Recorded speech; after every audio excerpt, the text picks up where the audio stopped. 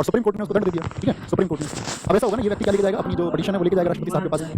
अब ये जो याचिका इसके पास भी है, सीधे सुप्रीम कोर्ट से सीधे प्रेसिडेंट के पास चली जाएगी, बताओ हाँ या ना? इसी माध्यम से देगी, उसके परिवार में, उसके वकील आदि किसी के माध्यम से जाए, तो आप कहेंगे कि ये पहले जाती है गृह मंत्रालय। कहाँ पे जाएगी? गृह मंत्रालय। गृह मंत्रालय इस पर विचार करेगा। तो इस प्रक्रिया में समय लगेगा या नहीं लगेगा? तो जिस समय में प्रक्रिया चल रही है, मान के चलो इस व्यक्ति की जो फांसी की तिथि थी वो एक एक्स डेट मान लेते हैं, और इस एक्स डेट से कुछ दिन पहले ही ये लोग गृह मंत्रालय में जाकर इनका एग्जामिन हो रहा है, इस चीज प्रक्रिया में समय लग सकता है हाँ या ना? अब पता चले याचिका के राष्ट्रपति साहब के पास में फांसी की डेट आ रही है, उसको लटका दिया गया, ठीक है, उसको डेथ पनिशमेंट दे दिया गया। तो अब क्या किया जाए यहाँ पर? इसके लिए ही है आपका प्रतिलंबन, रिप्राइव। जैसे ही दया याचिका आपका आएगी तो सबसे पहले क्या होता है कि भैया इस दंड को स्थगित किया जाता है, पोस्टमेंट ऑफ पनिशमेंट किया जाता है। राष्ट्रपति साहब के पास अधिकार है कि भाई इस पर जो है विचार हो सकता है, लेकिन कई बार क्या है, बहुत बार विचार बहुत समय से हुए, 10-12 साल के लोग लग गए इसमें। ये कहा जाता है बहुत बार कि प्रक्रिया जो है थोड़ी तेज होनी चाहिए। ये कितने समय के लिए स्थगित कर सकते हैं? कितने भी समय निश्चित नहीं, इसका कोई निश्चित इसमें निश्चित होता है तो हम आपको लिखवाते हैं। जब हम कहीं पर वर्णन नहीं करें तो इसका मतलब उसका कोई एक आपका क्या बोलेंगे फिक्स टाइम पीरियड नहीं। लेकिन यहाँ पर क्या बात होगी उसको नोट कर लेना, छोटी सी बात को। बात ये है इंपॉर्टेंट, क्या बोलेंगे? मंत्रिमंडल की सलाह पर निर्णय होगा। ये जो डिसीजन होंगे किसकी सलाह पर होंगे? मंत्रिमंडल की सलाह पर निर्णय होगा। Decision will be on the advice of council of ministers. और साथ में क्या बताया गया यहाँ पर होगा?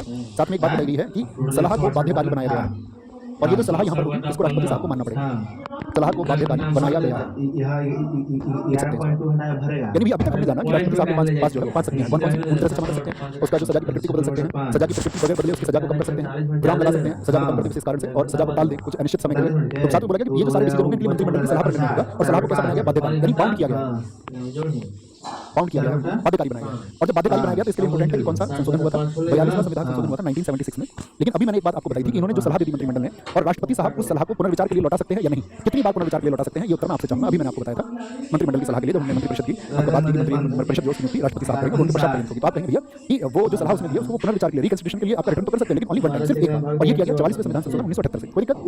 लिख लेना इस बात को यहीं पे। दूसरी बात आएगी कि एक बार पुनर्विचार के लिए लौटा सकते हैं, एक बार पुनर्विचार के लिए, क्योंकि हम पहले स्टेटमेंट आपके लिख सकता हूं ओनली वन टाइम रिकंसिडरेशन। ये कब से किया गया था? ये किया गया था 44वें संविधान संशोधन 1978 से। अच्छा, ये तो बात ठीक है, इसका दूसरा पक्ष और समझिए।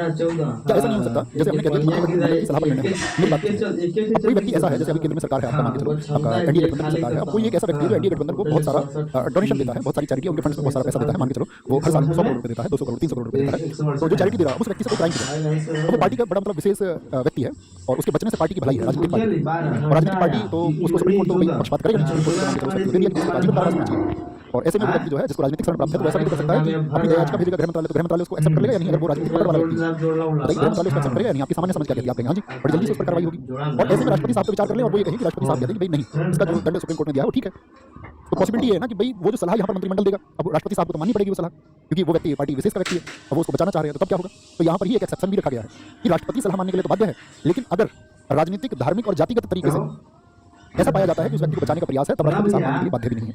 यानी कि राजनीतिक पार्टी अपने करीबी व्यक्ति को इसका फायदा लेकर के बचा सकती है या नहीं बचा सकती? आप हाँ या ना में उत्तर दें, तब मैं समझूंगा कि आप मेरी बात को समझ पाएंगे। इसके लिए राष्ट्रपति साहब को आर्टिकल 72 में बाध्य किया गया है, उसका पक्ष लेकर के उसको बचा पाएगी? तो आप नहीं, क्योंकि यहाँ पर तीन बातों के बारे में बात करती है। कौन सी? राजनीतिक, जातिगत और धार्मिक। यानी पॉलिटिकली कनेक्टेड कोई व्यक्ति या मान के चलो धर्म विशेष का व्यक्ति, और उस पार्टी को जो है उस व्यक्ति को लेकर के इतनी धार्मिक भावनाएं हैं इसमें, वो अगर बचा दिया पार्टी ने तो एक स्पेशल वोट बैंक उनके लिए तैयार हो जाएगा। या कोई जाति का एक वोट बैंक है, मान के चलो, और जाति उस जाति के व्यक्ति से अपराध हुआ, अगर उसको पार्टी बचा देती है तो वो पार्टी लोगों के भगवान हो जाएंगे, हमारे नेता को इस पार्टी में बचाएंगे।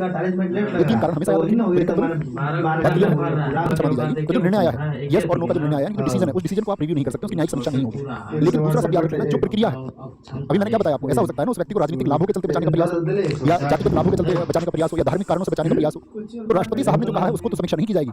उन्होंने जो डिसीजन दिया कि इसको पार्डन कर दो, पूर्ण क्षमा कर दो, लेकिन उस प्रक्रिया की समीक्षा हो सकती है।